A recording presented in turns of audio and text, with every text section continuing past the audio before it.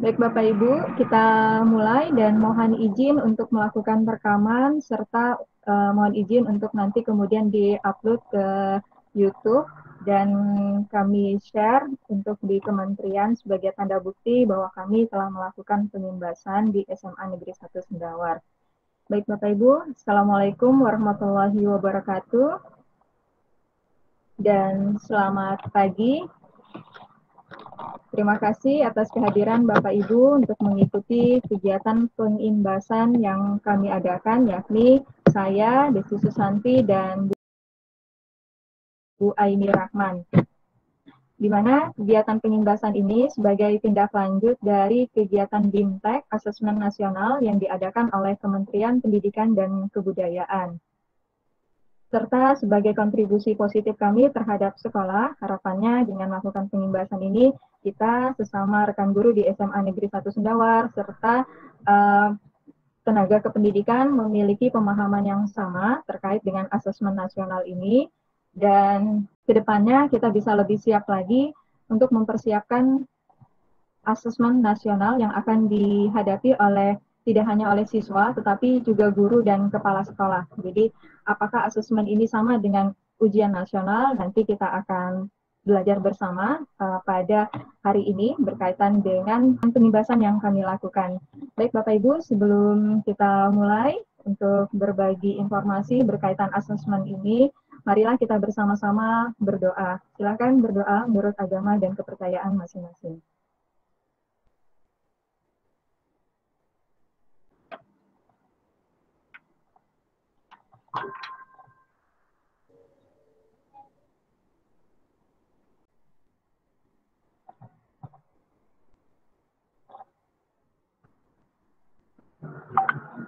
Ya, selesai. Terima kasih.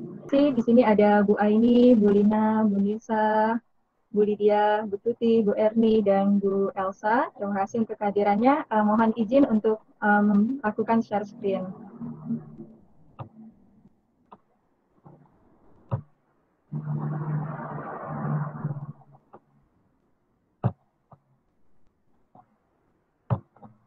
Nah, Bapak Ibu, di sini adalah laman GTK Belajar Kemdikbud.id, di mana di laman ini kita bisa memilih untuk masuk ke link yang mana. Nah, Bapak Ibu, sebelum saya lebih lanjut menjelaskan tentang asesmen nasional, di sini saya akan berbagi informasi mengenai portal atau link guru belajar. Kita masuk dulu ke laman di sini, laman guru belajar. Ini Bapak Ibu nanti akan tersedia beberapa pelatihan yang bisa Bapak Ibu ikuti. Di sini ada masa pandemi COVID-19, kemudian pendidikan keterampilan hidup, asesmen kompetensi minimum, dan kedepannya ada BIMTEK berkaitan dengan pendidikan inklusif. Nah, di sini masih berwarna abu-abu, artinya kegiatan ini belum terlaksana atau belum dibuka. Yang sudah terlaksana di sini adalah kegiatan masa pandemi COVID. Di sini saya dapat mengikuti,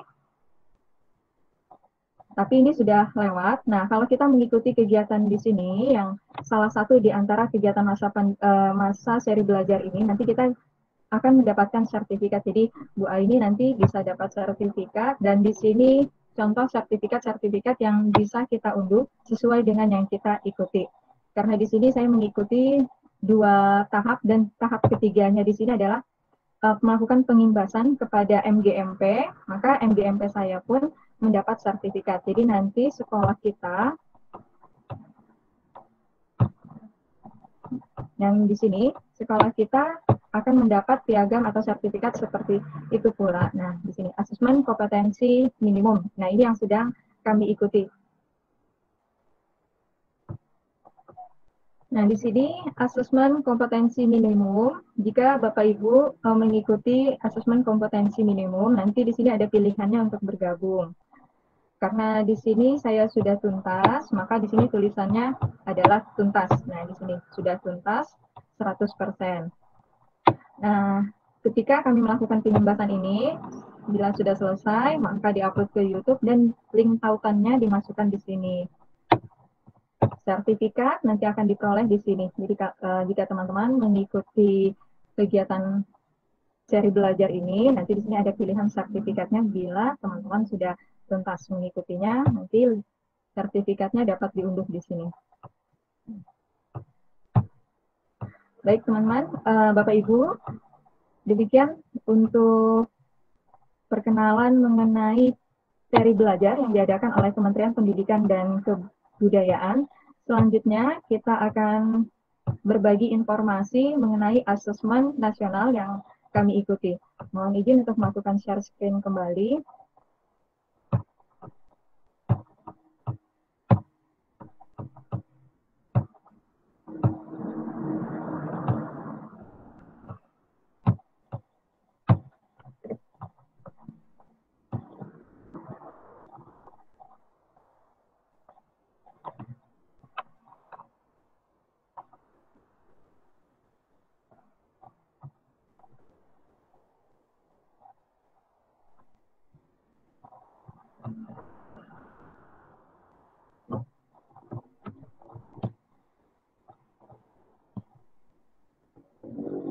Ini foto yang saya ambil saat melakukan sosialisasi rumah belajar.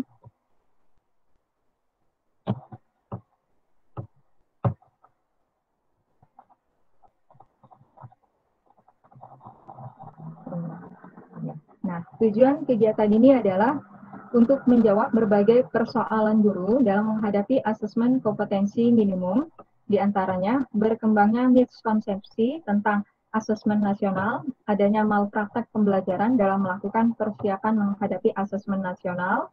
3. Cara membaca hasil asesmen nasional. Dan yang keempat adalah menindaklanjuti hasil asesmen nasional. Dan ini adalah tahapan materi yang akan kami paparkan. Yang pertama adalah memahami konsep asesmen nasional, teknis pelaksanaan asesmen nasional, di mana AKM bagian dari asesmen nasional, dan keempat yaitu pelaporan hasil asesmen, dan yang tak kalah penting adalah tindak lanjut dari hasil asesmen nasional ini. Apa sih asesmen nasional itu? Asesmen nasional adalah program penilaian terhadap mutu setiap madrasah atau sekolah dan program kesetaraan pada jenjang dasar dan menengah. Mutu satuan pendidikan dinilai berdasarkan hasil belajar siswa yang mendasar, literasi, numerasi, dan karakter, serta kualitas proses belajar mengajar dan iklim satuan pendidikan yang mendukung pembelajaran.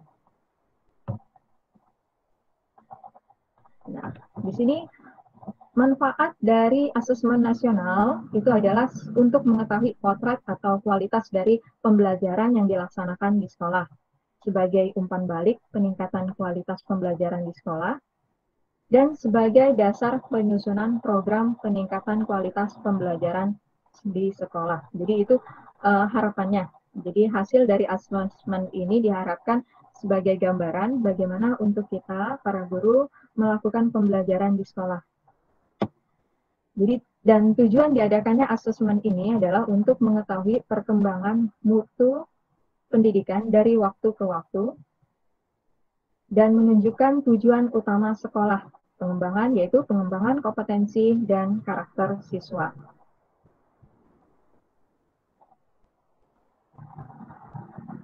Keterkaitan antara asesmen, kurikulum, dan pembelajaran. Jadi kalau digambarkan antara asesmen, kurikulum, dan pembelajaran ini seperti segitiga, di mana ketiganya saling berkaitan.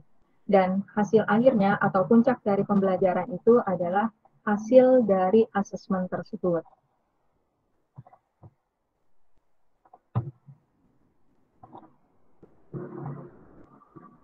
Asesmen nasional ini diharapkan bisa menghasilkan peningkatan pada nilai atau hasil belajar siswa.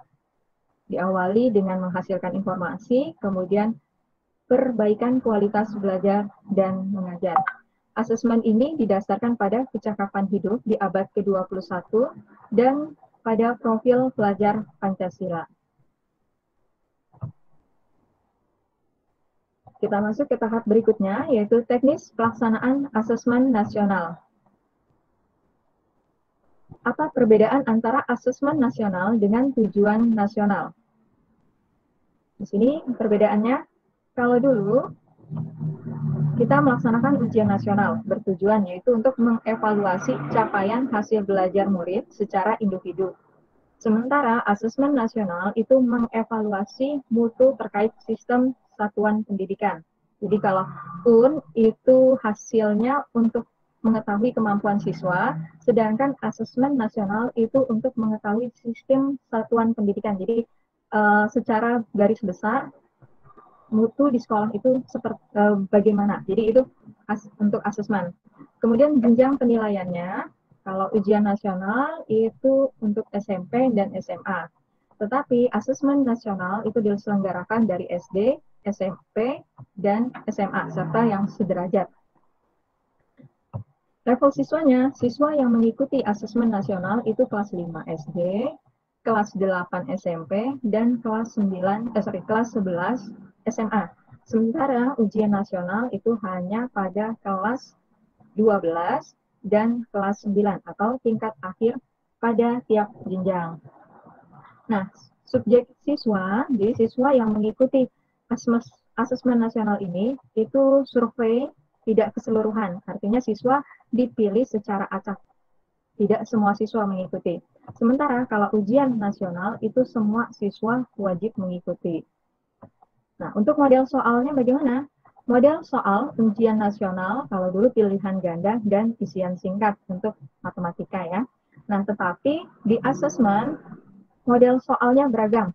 Ada pilihan ganda, ada menjodohkan, isian singkat, dan uraian. Sasaran penilaian, kalau ujian nasional, sasaran penilaiannya terhadap mata pelajaran, karena diujikan masing-masing mata pelajaran.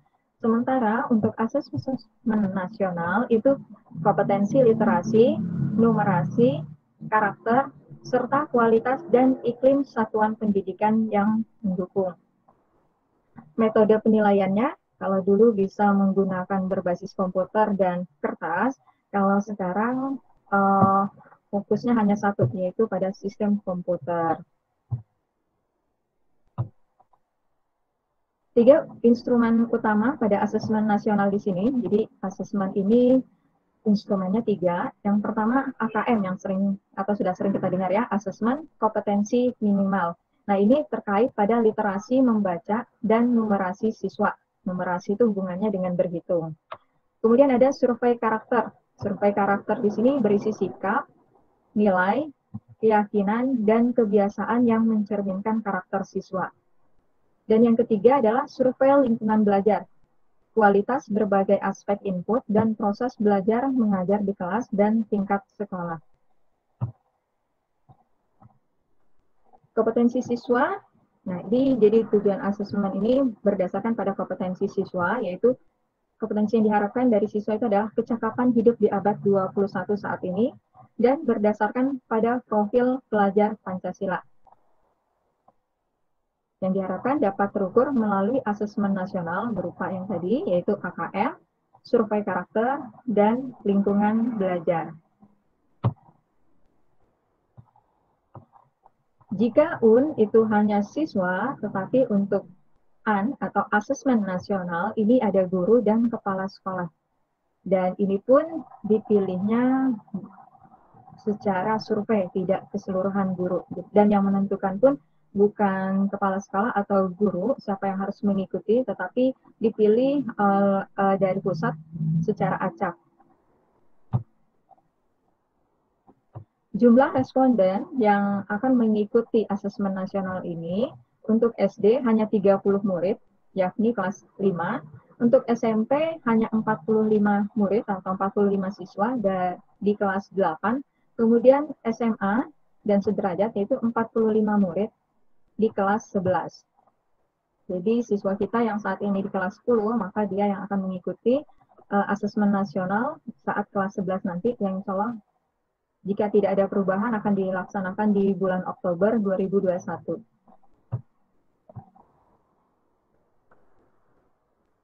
Nah, ini pelaksanaannya ada 2 hari. Hari pertama itu adalah literasi selama 75 menit. Kemudian survei karakter 20 menit. Jadi ada 2 sesi. Hari kedua juga sama, ada 2 sesi. Sesi pertama tes numerasi 75 menit dan survei lingkungan belajar 20 menit.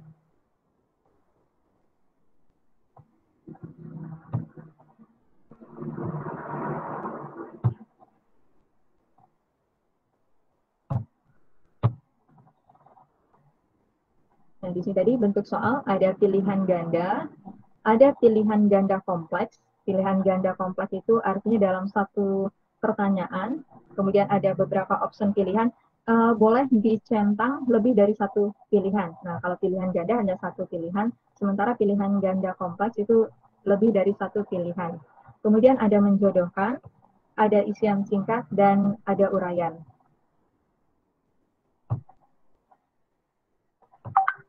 Kita masuk ke bagian AKM, bagian dari asesmen nasional. Apa AKM itu? AKM adalah penilaian kompetensi mendasar yang diperlukan oleh semua siswa untuk mampu mengembangkan kapasitas diri dan berpartisipasi positif pada masyarakat, yang berdasarkan pada kemampuan membaca dan numerasi.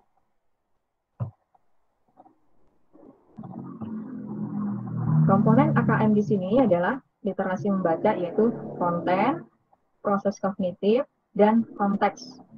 Sementara untuk numerasi juga sama, konten, proses kognitif, dan konteks. Nah, jadi ada konten, konteks. Konten untuk numerasi itu terkait bilangan, pengukuran dan geometri, data dan ketidakpastian, serta aljabar.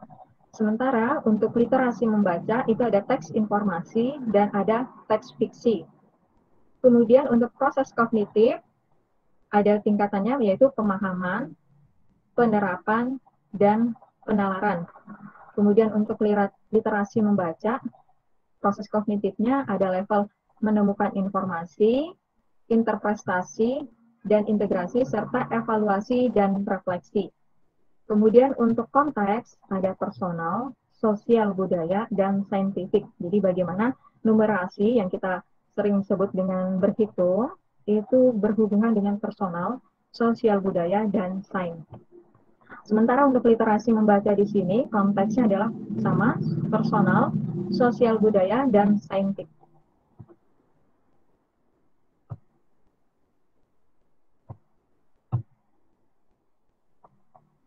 Untuk contoh soal nanti akan saya tampilkan pada slide tersendiri. Sekarang kita berada di tahap pelaporan hasil asesmen. Nah, setelah asesmen dilaksanakan, apa yang harus dilakukan? Yaitu melaporkan hasil asesmen ini. Yang pertama, untuk laporan hasil AKM, asesmen kompetensi minimal di sini, yang terkait dengan literasi, membaca, dan numerasi, ada tahapannya. Jadi dari hasil siswa yang sudah di asesmen, maka ada tahapannya. Ada tahap 1, perlu intervensi khusus, yang kedua dasar, yang ketiga cakap, dan yang keempat mahir. Jadi siswa yang sudah melakukan asesmen nanti dari nilainya nanti akan dikelompokkan. Apakah siswa tersebut ada di kelompok 1 yang perlu intervensi khusus, ini berarti yang paling rendah, atau masuk di kompetensi 2 dasar, dan seterusnya. Nah, untuk siswa yang berada di kelompok ini berdasarkan literasi, siswa yang berada di kelompok intervensi khusus yang poin 1, berarti siswa tersebut adalah siswa atau murid yang belum mampu menemukan dan mengambil informasi eksplisit yang ada dalam teks maupun interpretasi sederhana.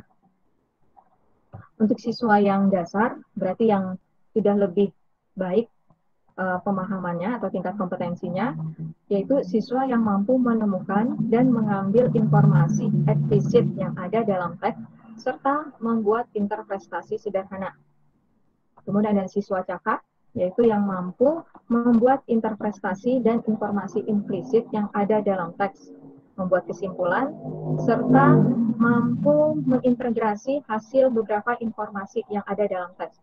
Nah, siswa tergolong dalam kelompok mahir jika mampu mengintegrasikan beberapa informasi lintas teks, mengevaluasi isi, kualitas, cara penulisan suatu teks, dan bersikap reflektif terhadap isi teks. Jadi ini lebih namanya mahir berarti dia lebih paham sampai detail-detailnya. Nah, untuk yang numerasi sama, ada siswa yang perlu intervensi khusus, dasar, cakap, dan mahir. Kalau yang kompetensi paling rendah yaitu perlu intervensi khusus, itu murid yang hanya memiliki pengetahuan matematika terbatas. Murid menunjukkan penguasaan konsep yang parsial dan keterampilan komputasi yang terbatas. Jadi ini yang betul paling rendah kompetensinya. Sementara untuk siswa yang cakap itu mampu mengaplikasikan pengetahuan matematika yang dimiliki dalam konteks yang beragam. Kalau yang mahir ini sudah mampu menyelesaikan masalah kompleks serta non-rutin berdasarkan konsep matematika yang dimilikinya. Nah, di sini meskipun tulisannya numerasi maupun literasi, tetapi tetap berkaitan dengan masing-masing mata pelajaran, tetapi lebih difokuskan bagaimana cara berhitung dan pemahaman siswa dalam membaca. Sekarang untuk tindak lanjutnya, setelah mendapatkan hasil asesmen nasional ini, apa tindak lanjut yang dilakukan oleh sekolah? Jadi di sini tindak lanjutnya kita harus ada dalam 3 hal, yaitu konsep, keterampilan, dan konten.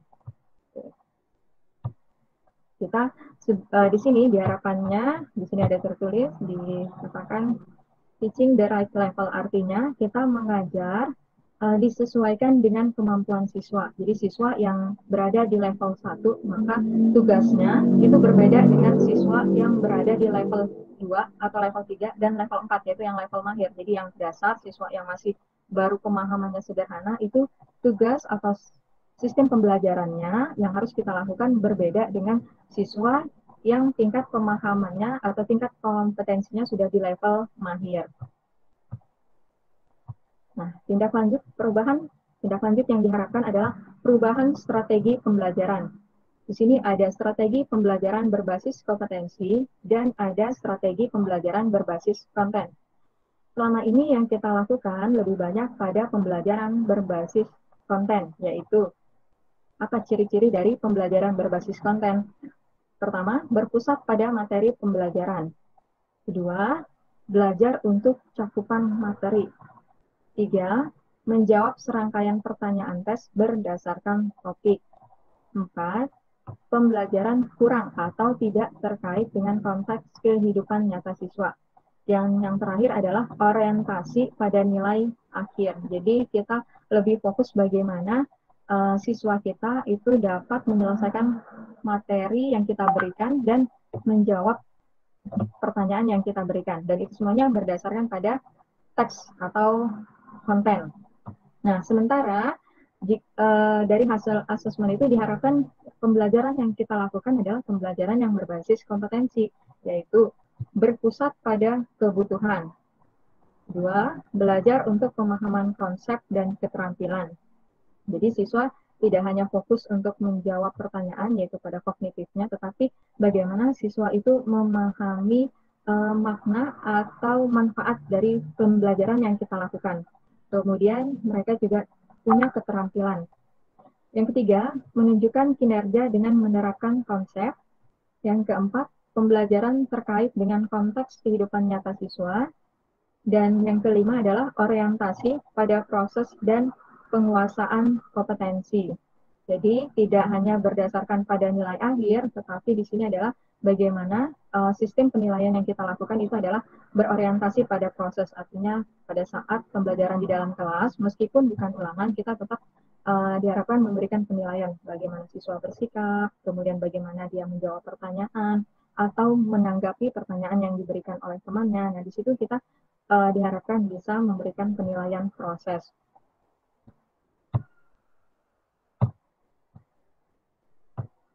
Nah, Bapak Ibu, demikian pengimbasan yang kami lakukan terkait dengan asesmen nasional ini. Benar. Ibu Nisa. Ya, saya ingin menanyakan untuk pengimbasannya ke siswa itu kan tadi kan katanya untuk AKM ini kan acak ya. Nah, untuk acak mungkin tadi katanya untuk SMA hanya 45 siswa. Nah, sedangkan kita kan ada sekitar 700-an ya untuk SMA 1. Yang kelas 11 aja, Bu. Yang kelas 11 berarti 200-an ya. Nah, 200-an ya, 200 lebih lah ya. Nah, itu bagaimana proses belajarnya ketika tindak lanjutnya untuk saya itu tindak lanjutnya setelah setelah AKM tadi, belajarnya itu kan tadi siswanya pakai tingkatan nih, ada yang tingkat 1 segala macam tadi kan. Nah, sedangkan yang di AKM kan hanya 45 siswa. Nah, seperti itu. Apakah yang kedua, apakah dengan AKM ini kalau misalnya hanya untuk 200 lebih AKM-nya, supaya untuk pengimbasannya itu rata, apakah harus langsung kurikulumnya berbasis apa tadi nih? Kompetensi. Konsep semua untuk kelas 11 gitu. Supaya berbasis kompetensi. Berbasis konsep kompetensi ya. Oke, terima kasih Bu Desi. Iya Bu, jadi terima kasih Bu Nisa atas pertanyaannya. Baik, saya coba menjawab di sini. Yang saya pahami, jadi di situ hasil asesmen nanti yang diperoleh oleh sekolah itu sebagai gambaran bagaimana tingkat kemampuan siswa kita di sekolah. Jadi hasil siswa yang 45 orang itu nanti dilihat apakah dominan siswa kita berada di level 1, 2, atau 3. Kalau ternyata misalkan, ternyata siswa kita dominannya berada di level 3, maka kita akan menyesuaikan sistem pembelajarannya siswa yang berada di level 3. Berarti yang sudah cakap. Tapi kalau misalkan mereka untuk numerasinya berada di level 1, berarti kita harus penguatan berhitungnya yang masih paling dasar. Itu untuk garis besarnya saja. Jadi tidak siswa per siswa, tetapi siswa yang di kelas 11 itu hasilnya seperti itulah gambarannya. Artinya nanti kita menyesuaikan, oh ternyata level atau kemampuan siswa kita ini belum sampai tingkat mahir, berarti kita tidak boleh mengajarnya dengan cara ngebut harus ini selesai, tapi kita harus menyesuaikan dengan kemampuannya mereka. Oh berarti harus mengajarnya mungkin pelan atau betul-betul bertahap dari yang paling dasar sekali, seperti itu Bu. Gunakan perbandingan trigonometri. Ini ada gambar tentang awan panas Gunung Sinabung. Nah,